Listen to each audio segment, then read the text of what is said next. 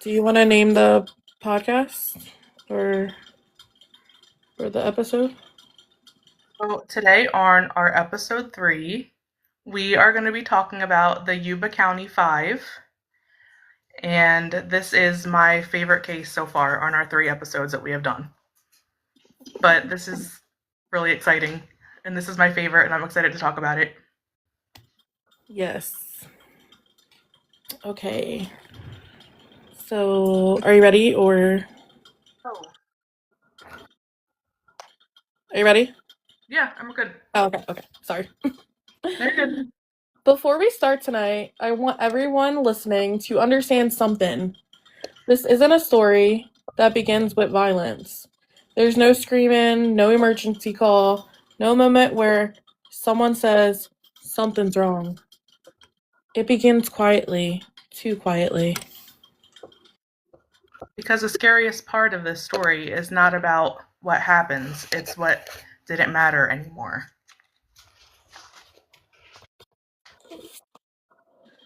Okay. February 24th, 1978, Yuba County, California. 5 men are getting ready for what should be one of the easiest nights of their lives. A basketball game. That's it. No partying, no alcohol, no risky plans. Just friends, just a drive, just home afterwards. And that detail matters because nothing about this night was impulsive. Nothing was planned or routine, comfortable. These men loved structure. They loved schedules. They loved knowing exactly what came next. Their names were. I'm gonna butcher.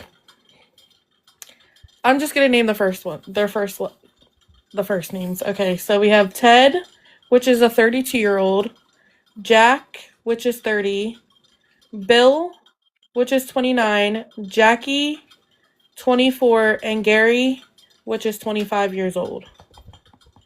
Yeah, and several of the men had intellectual disabilities, but let's be very clear they were not helpless. They worked jobs, they lived independently, they showed up on time. If anything, they followed the rules better than most people.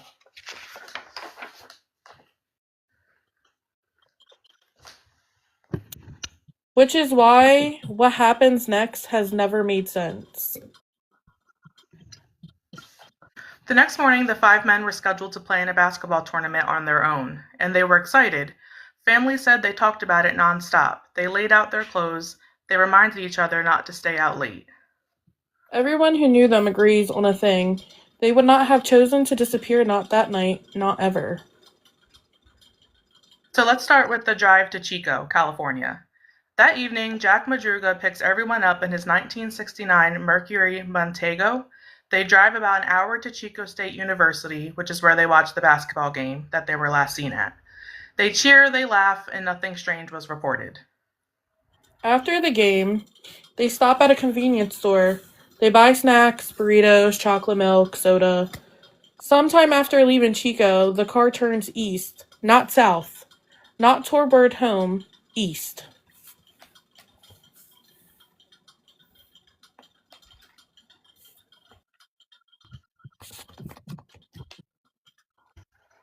Oh, shoot. It's okay. Oh, I'm sorry. I just got mixed up. I'm sorry.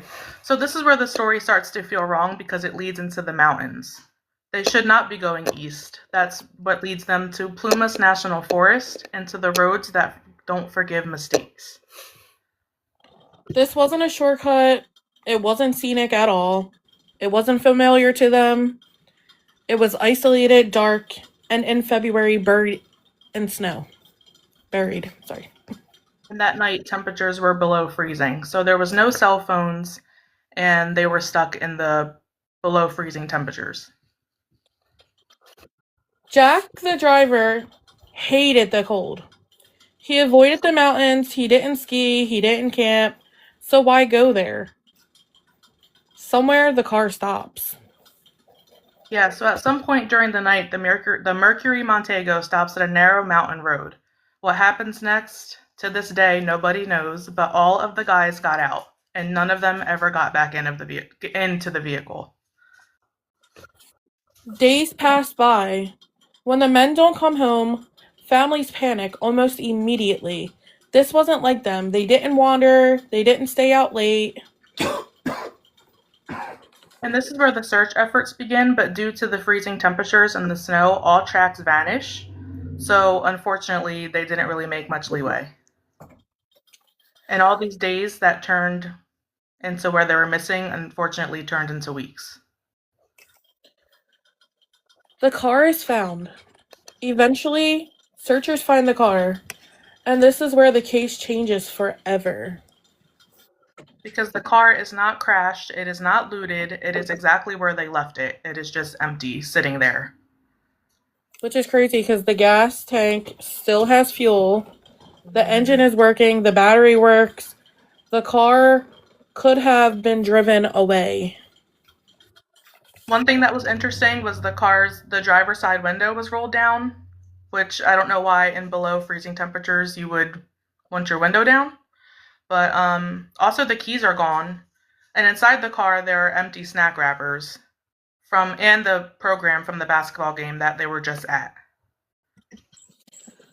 Almost like the night froze mid-moment. Like they were gone.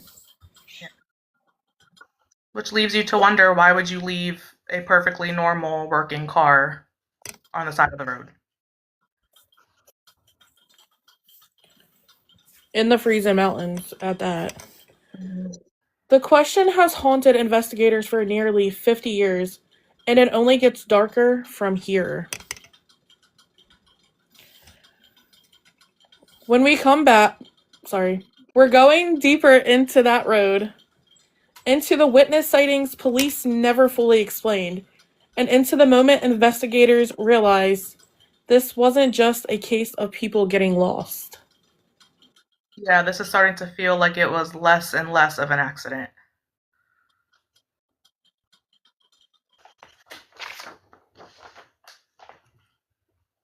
There's something important we need to talk about before we go any further. The road. Because this road isn't just a location, it's part of a mystery. Yeah, this isn't a place that you just accidentally end up in. It's literally miles and miles away from their home in the mountains. The road into Plumas National Forest. The road leading into Plumas National Forest winds upwards. It narrows. There are no guardrails in places, no lights, just trees and silence. And people report that, especially in the winter, that the road could become really disorienting. So you could think that you're looking one way and you're really looking the other way. So a very confusing, dark road, which 5 men who had a basketball game the next day should not be nowhere near. Once you're deep enough in, turning around doesn't feel simple anymore. Investigators later determined that the men drove more than 70 miles in the opposite direction from where they live. Not 5 miles, not 10 miles, 70 miles. Which means that wasn't a quick wrong turn. This was prolonged. Minute after minute, mile after mile. No one said, hey, this doesn't look right. Oh, and also just important to mention that the snow was still covering the ground and the temperatures were falling minute by minute. And they were nowhere near dressed for this. They had light jackets on, sneakers, and no gloves. No survival gear or whatever whatsoever. At all. And the deeper that they went, the quieter it got and the more desolate it got. The Mercury Montango was discovered on a stretch of the road so remote that even searchers struggled to reach it. Yeah, because the car wasn't found near a town, it wasn't near a lodge, it wasn't near any help. It was just covered in snow and abandoned by trees. And again, this car was not stuck, which is one of the most disturbing facts in this entire case. Yeah, because if the car was stuck, leaving would make sense. But when the car can move, leaving it becomes a decision, a terrifying one. So the driver's side window was rolled down, like we said previously. Nothing was shattered. There was no forced entry. Everything was normal.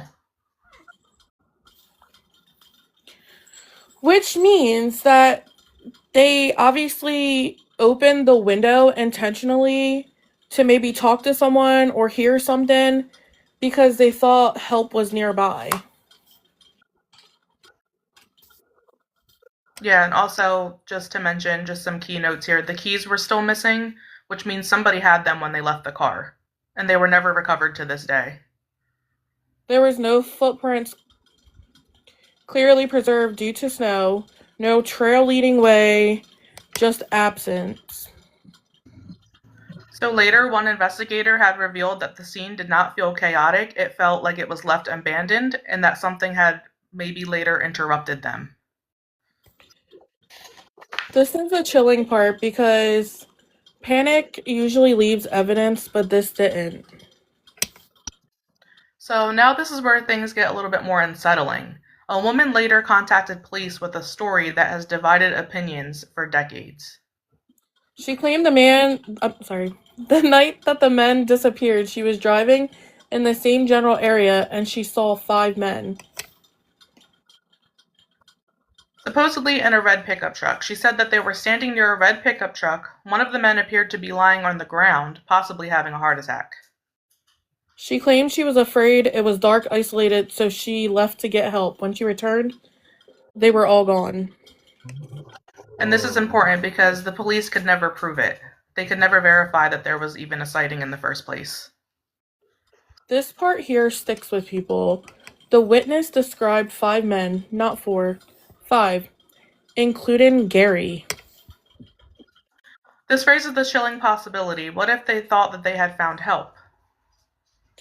What if someone told them something? What if they followed the wrong person?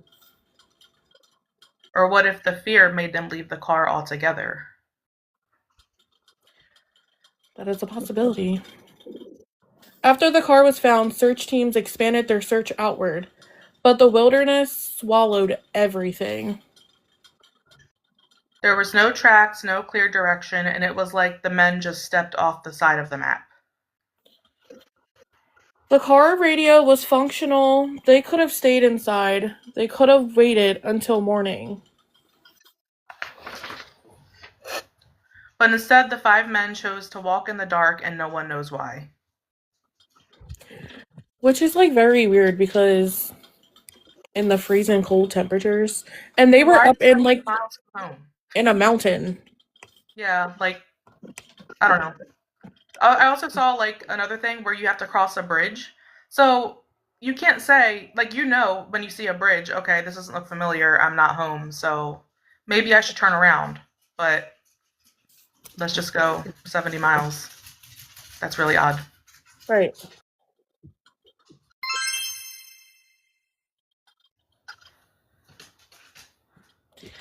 Searchers later described something strange. They said the area felt wrong, not dangerous. It was empty. I felt like the forest had already taken what it was going to take. We're following the men on We're following the men on foot into snow deeper than their knees, into temperatures that kill quietly. Toward a place that should have at least saved one of them, but it did not. Because in our next part, this is where the story becomes a little more heartbreaking. Do you have any more like facts towards this what we just read already? Did you have anything else? Well, the only fact that I know that I got was that they did come upon a bridge. So family and friends state that the boys should have known, like, once they got to this bridge, okay, like, we're lost and we're nowhere near home. So that's all I really could remember that could stick out. And also, just to, like, I guess just re-say, also, just because they had intellectual disabilities doesn't mean that they didn't know what was going on. Obviously, they're aware of their surroundings. So this just makes it a little weirder as for why you're 70 miles away from home in the mountains of California. Right. Yeah, because I just thought like It's not like they had like GPS because this was the 70s. Yeah. Yeah, no cell phones. They None were of just that. supposed to go to this basketball court or to this basketball game as friends and then come back home because they had a game of their own the next day, which all their family and friends say they were so excited for and would never miss. So that's really odd. Yeah, it just something isn't right there. Yeah. The walk into the cold. There's a moment in every investigation where searchers stop asking what happened. Start asking how long, because once the car was found, police realized something terrifying. The men didn't disappear quickly, they moved.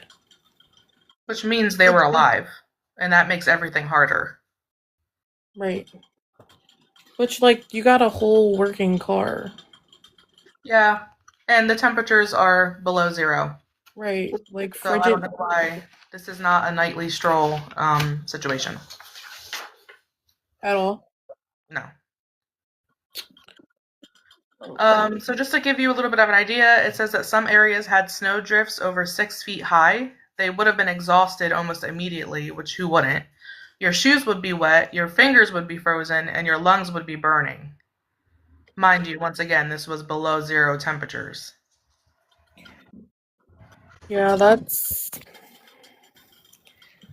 just doesn't make any type of sense.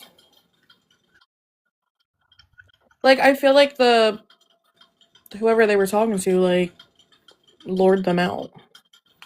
Like, maybe they figured there was something wrong with them. Yeah, and then there's another piece that you and Yeah. I know that could Yeah. play a part. Yeah. So, we'll Okay. see. There's so many different things that could have happened. It's just you can't put a finger on it, Right. and we'll never know, unfortunately. But I want to know, like, who this person was who was laying on the ground. Like, they were having a heart attack. Like, I wish that lady would have gave more detail. you don't even know if it's true. So, Right. Right. That's true too. yep. Investigators believe the men walked more than 20 miles through the snow in the dark at nighttime. Now, I'm telling you this, in the snow, in the dark, it's not it. No, below freezing temperatures, Right. 70 miles away from home. Like, you don't know where you're at.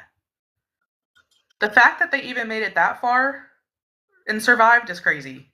Right. Also, on here, it says some of the snowdrifts were over 6 feet high, Yeah. which means, like, they were probably exhausted right away. Yeah. Well, when you see where they end up, that's also baffling. Because how you even make it that far Right. in these conditions. I mean, I was going to say good for them, but not good for them because it's not good. But Right. Walking in wet shoes, every step would have hurt. Every right. breath colder than the last. Which, like, us walking out in the cold, like, that knocks the air out of you. Walking from my car into work in the parking lot. Exactly. So I can't imagine. Well, I don't want to jump. I don't want to jump too far for where they end up, but just below freezing temperatures is just crazy. Just don't leave the vehicle and just go home. But early on, the authorities believed that the men did stay together at least for a little while. So they were together.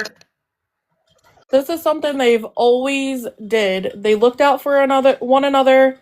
If one struggled, they all waited. If one was scared, they all stayed together. Yeah. Yeah. Also, and I'll tell you where you guys could watch this if you want later. But their family says that they were very close, so that is accurate, and they could confirm that. Like when you saw one of the men, you saw the other four. Right. So I mean, it's not shocking that they They would stay were together. they were best friends. Yeah, yeah. But Yeah, do you want to take it away, Ash, from where you're at? I'm gonna skip this one part. Yes. Away from the cold, away from the dark, away from whatever made you leave the car in the first place.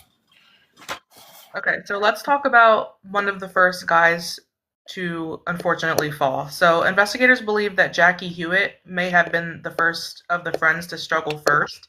He was the smallest, he was the youngest, and he was likely the least physically able to handle the conditions. At some point, the group appears to separate, not intentionally, but because exhaustion doesn't ask permission. And when the snow melted months later, searchers found Jack Madruga and Bill Sterling, not together, but far apart. They both died from exposure. No injuries, no signs of violence, just from the cold. So that means they froze to death. Yeah. And I also saw like where they had when they did find them, they believed that they were exposed to like I don't know how to word it, but eaten by animals, Oh, by so wild. like, dang. I would have said like frostbite.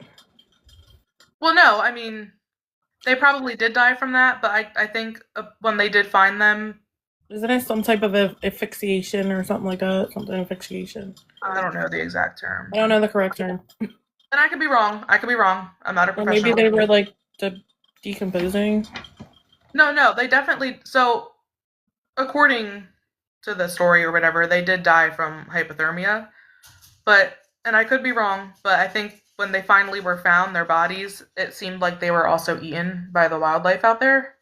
There was like evidence of that. I could be wrong. Right. I could be wrong. But that sounds familiar. Um, sorry. You're fine. Did I skip something? No, I lost my thought. Oh no, no. I'll Okay. I'll I'll take this one away. So Jackie Hewitt's remains were also found even further away, which suggests that obviously something bad had happened for them to all be so separated. Even when his body was failing, even when he was alone. And then, nearly 20 miles from the car, 20 miles from the car, searchers found something no one expected: a U.S. Forest Service trailer. This trailer was meant for workers. It had insulation, a propane heater, food, beds, and safety. And unfortunately, inside this trailer, they had found a man dead. They had found Ted Wheeler. I'm sorry, Wire? Ted Wire? I might be butchering that, but they found one of the men. Ted was lying on one of the beds, wrapped in sheets. He had lost over 100 pounds. His beard had grown long, which told investigators something devastated. He lived for weeks, possibly 2 months. Which ultimately he suffered, unfortunately. So we have two of the friends found dead outside in the elements, and now we have the one friend, Ted, that was found inside this trailer 20 miles away. Was it 20 miles? Yeah, I'm pretty sure it was. Okay. Um, Inside the trailer were dozens of cans of food. This Yeah. was enough to keep him alive for over a year. So another crazy part of the story is none of the cans were opened. None of the food that was in there with him that would have kept him alive were open. Um, it says that Ted didn't know how to use the military style can opener, so he ripped them open by hand, cutting himself, still trying. So that's sad. That's a shame. The But heater was capable of warming the trailer, but it was barely used. Investigators believe Ted may not have known how to properly operate it. yeah, or he was too weak, or he was too afraid. Which I do see that because walking all those miles. Yeah, another thing that also, like in a documentary that I watched about this, the brother of Ted also says that he was like a super trustworthy guy, that if he thought that it was stealing, he wouldn't have taken the food anyway. So in his mind, he might have thought, this isn't mine, so I'm not going to take it, which could be why, like, the food wasn't eaten and why the heater wasn't used. Just a thought. I also, in that documentary, I remember them talking about how, because of them having the special needs, that they probably didn't even know how to turn the propane on to actually be able to work the heater, or like he wouldn't, like Bree said, like he wouldn't touch things that didn't belong to him, or things like that. So Yeah. there was like no survival No. for He him. had things there that could have kept him alive longer, but unfortunately, he didn't take advantage of those things. Ted was wrapped carefully, which suggests someone helped him, or he tried to comfort himself. Yeah, and either way, he was by himself there waiting. Also, just a little fact inside the trailer were Gary. So, Gary Matthias is the fifth friend. Inside the trailer, his shoes were found, but Ted's shoes were not found, which is odd. This detail breaks investigators every time because it strongly suggests someone made a choice, someone gave up warmth for someone else. Where was Gary? Right. This leads. So, we have 3 or 4 of the friends now, bodies found at this moment, and nobody has found Gary. Um, so no clothing, no footprints, nothing. To this day, nobody knows where Gary Matthias is. The forest simply kept him. So, just a little backstory on Gary, because this does kind of play a part into the story. So, Gary had schizophrenia earlier in his life, but he was stable. He was on medication for it. He was also working at the time, and he was known as a responsible man. Gary's family said he would not abandon his friends, that he would not wander off alone unless something forced him to. Yeah, so the investigators believed that Ted, who was in the trailer, waited for Gary, for help, for anybody, and that he just passed away waiting for Gary in the trailer. No one ever came. So just imagine being alone in a trailer by yourself in the freezing cold, just waiting for your friend. Because, mind you, they were together each and every day. So now you're all separated, and Ted, I'm sure, was heavily relying on Gary because it does seem evidence is showing that he wasn't alone and he was kind of taken care of the way that he was wrapped and everything. Um, so just imagine being by yourself in a trailer waiting, and then you just suffer. You just sit there and wait until you unfortunately pass away.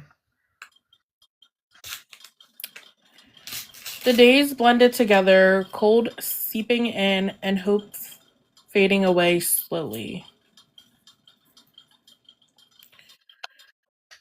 In our next part, in the next section, we will talk about the questions no one can answer, the theories that don't quite fit, and why this case still refuses to rest.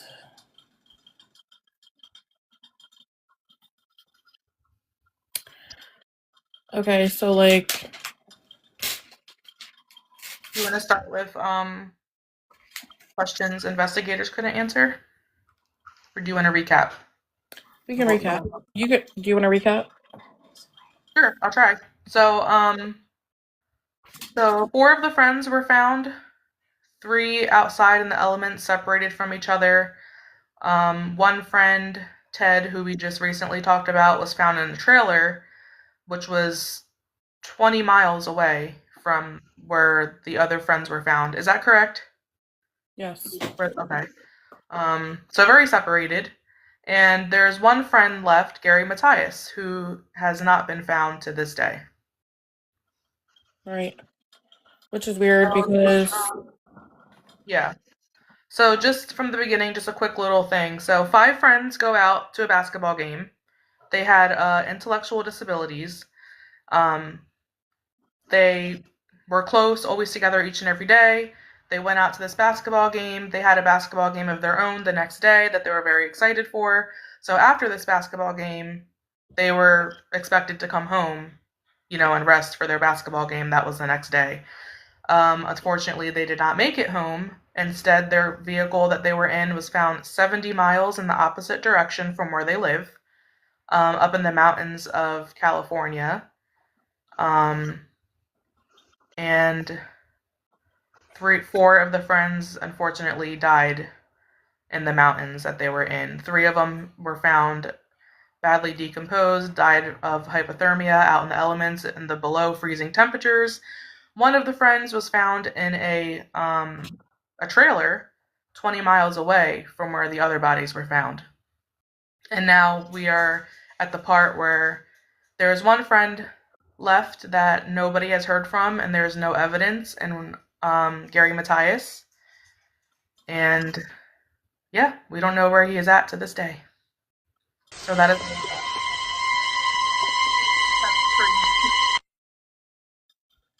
love Sorry, that. I just had to. Okay. I'm like questioning Gary a little bit at this Right. point. So let's talk about that. Where's Gary? Right. Where's Gary? Like, And this sir. was in the 70s, so Gary could still be alive. Because at the time, he was in his 20s.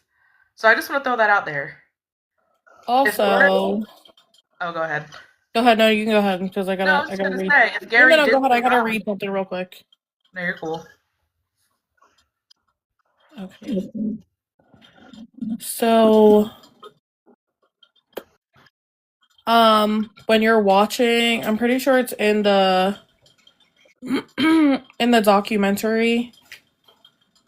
Did I say that wrong? Documentary. No, you said it right. Okay, sorry. It was said that Gary was not taking his meds. Yes. Because he was schizophrenic. I don't know if I'm jumping ahead, if I could say this or not. I don't know if we mentioned this, but he was discharged from the army due to like schizophrenic episodes as well. Was that mentioned yet? I don't know if I have that in this. Okay. But that is a fact. He was discharged from the army. But yes, at the time that all this happened with the basketball game and his disappearance with his friends, he was not on medication. So there's a possibility. Yeah. With Gary. That's crazy. But I'm just gonna lead into this, Ash, where we're at. Like I'm not gonna jump ahead, but I just wanna lead to where um just talking about it. So why did they leave the car? The car was completely normal, completely working fine. I don't know why you would just leave a vehicle and just walk and hike miles into below freezing temperatures. That's also a big part. Why you would just, and why I guess where they stopped. Because I mean, I guess you could have kept going. I don't know. We'll never know. That's very odd.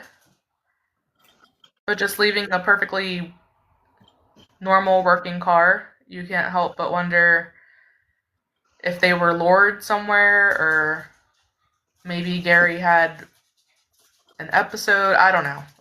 Obviously, I don't know, but just leaving the car where it's at and then being so far away from the car, like you made it miles and miles in these temperatures.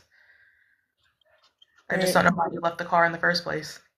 Yeah, because what if he did lure them and like purposely, like he knew he was in, so he could survive in different extreme measures.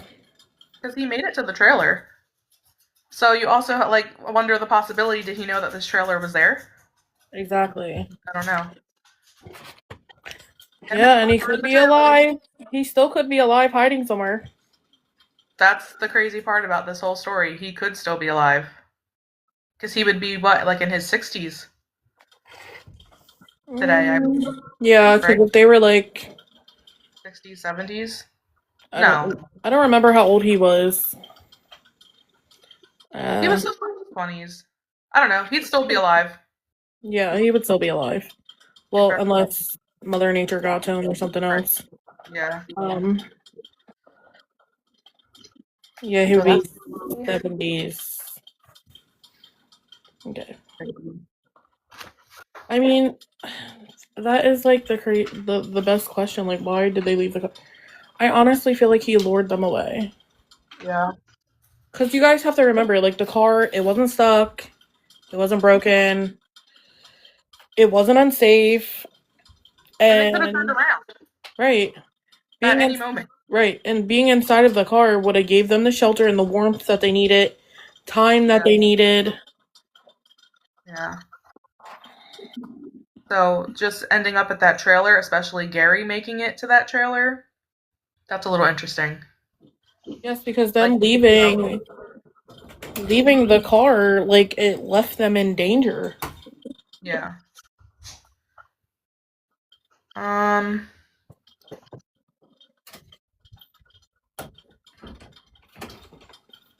yeah, I don't know. One of the theories suggests that maybe they just became disoriented and the snow reflecting the headlights maybe might have played with their head, the darkness and the fatigue that they might have been going through. But I don't know. I just feel like you So, would like, they were know. hypnotized by it. I don't know. I don't know. I, That's a I'm, theory. I'm That's not a like, theory.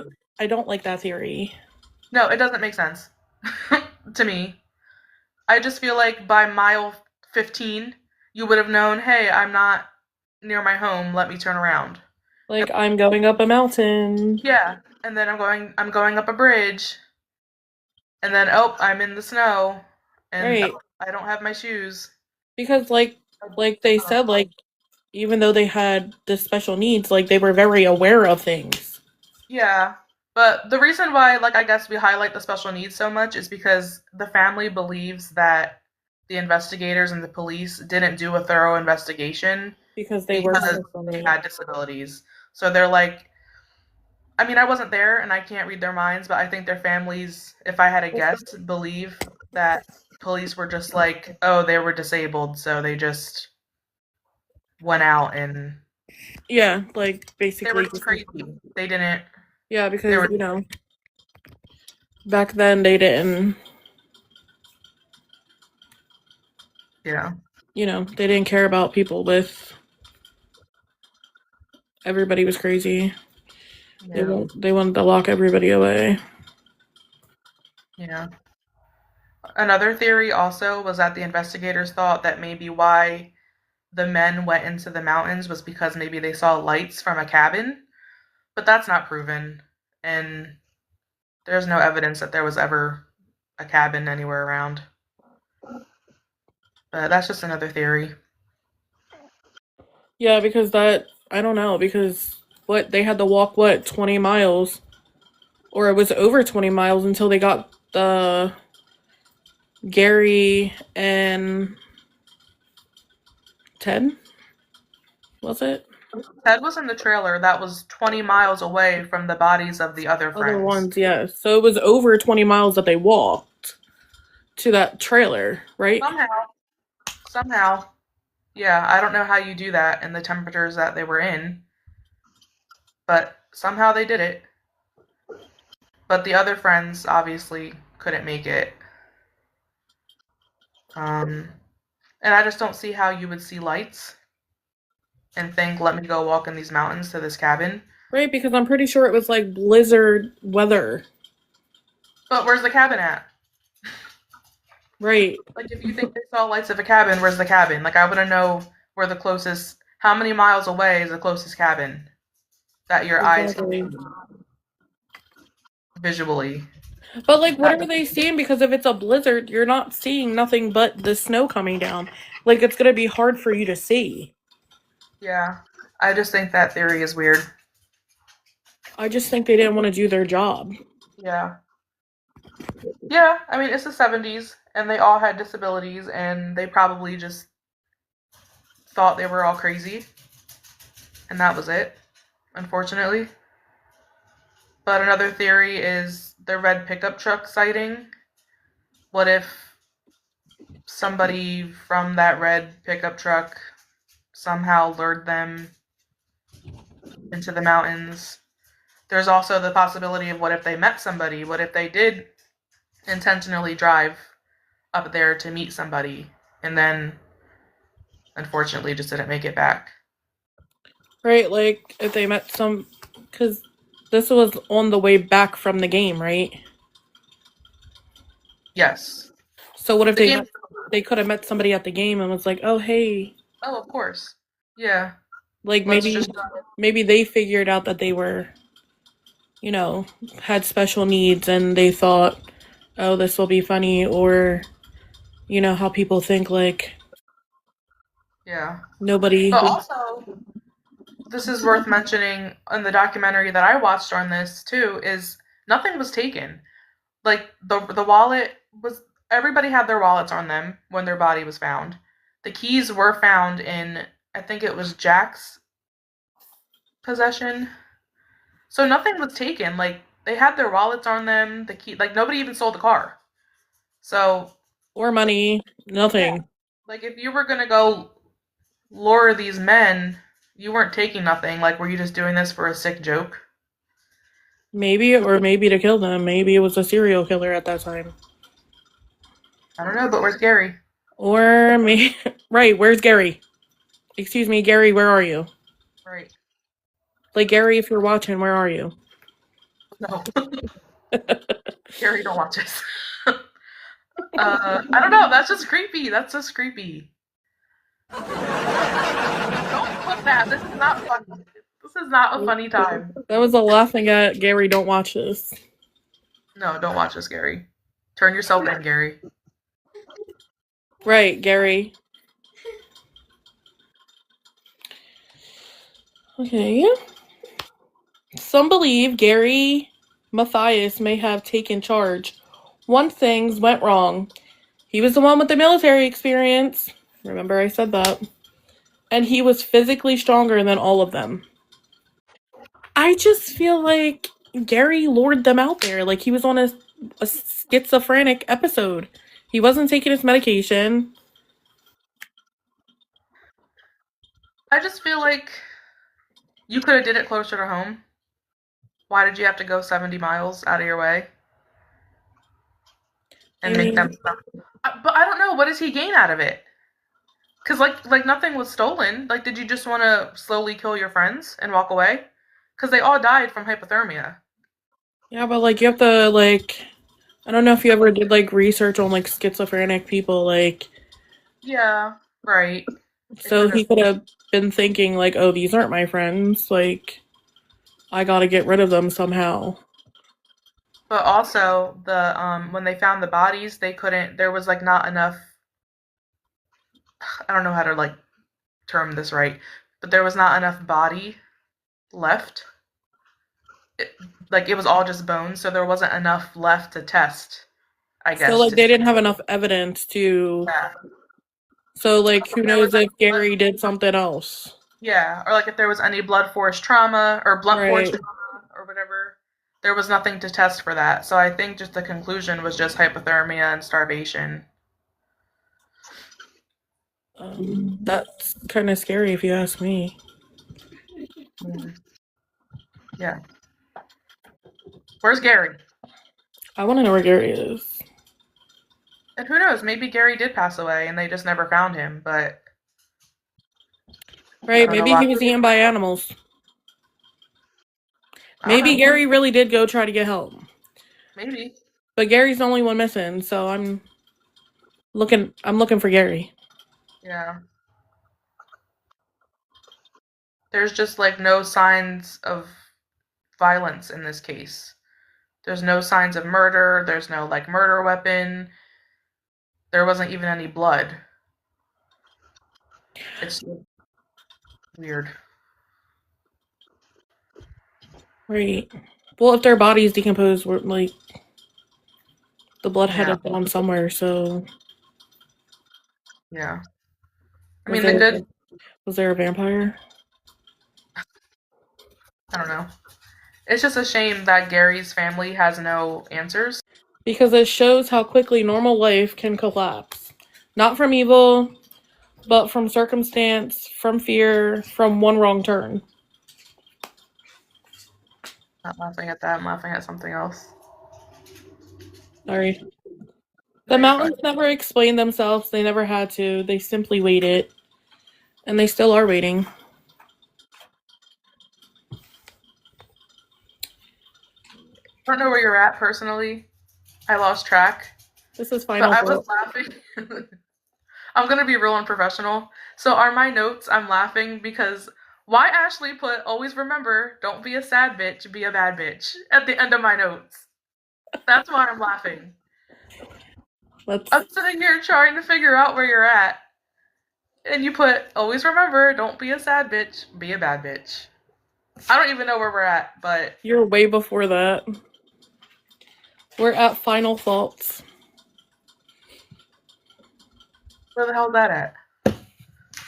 I don't have final thoughts. That was my final thoughts. Where Gary at? Final thoughts. 5 men left for a basketball game. They didn't plan to be brave. They didn't plan to survive the wilderness. They just wanted to go home. And somehow, home became unreachable. The Yuba County 5 remind us that sometimes tragedy doesn't arrive screaming, sometimes it whispers, sometimes it awaits quietly at the edge of the road you were never supposed to even be on. Whoa. Spooky. I don't know where we're at. And sometimes there is no final answer, only echoes. 5 voices lost to the cold, 5 stories frozen in time, Hey. and 1 road that still leads nowhere.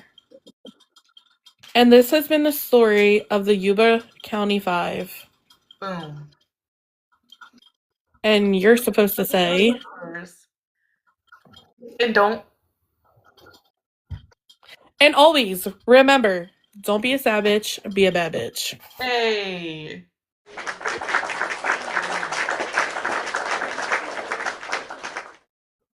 That was it. I'm just over here. Keith is over here. I want to say how proud I am of Keith not screaming during playing his game while he was in here while we were on live. Hey. And for Bella for being quiet this whole entire time too, y'all. Yay, Bella. So we are now taking questions. And my dogs didn't bark. Period. And theories that you guys think of. Could think of. And Milo didn't fart. That's crazy. But good job.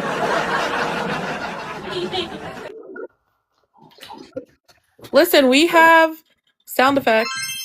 I love the sound effects. I was thinking the same thing. Maybe he was kidnapped. Okay. Because if they were Lord Gary. Who said that?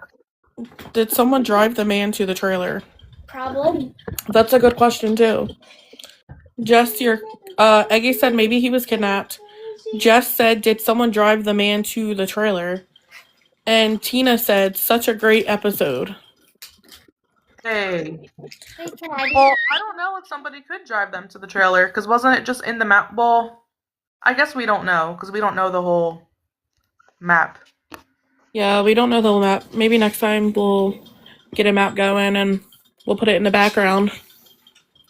Hey, person that just joined, follow our Sinister page account, please. And thank you.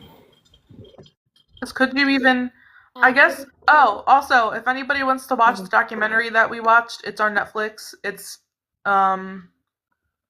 what's it called? I forget the show. It's not Unsolved Mysteries, it's something else. Something I think is unexplained or something. Oh, Files of the Unexplained. Yes. It's on Netflix. I don't know what episode it is, but you'll see it because I think it's called Yuba County 5. It's called Yuba County 5, yeah. It's a really good episode. It was good. This one didn't take us as long this time. No, this was nice. We started at I feel like it's because we were right on it. I don't know. I know, The like, note? it's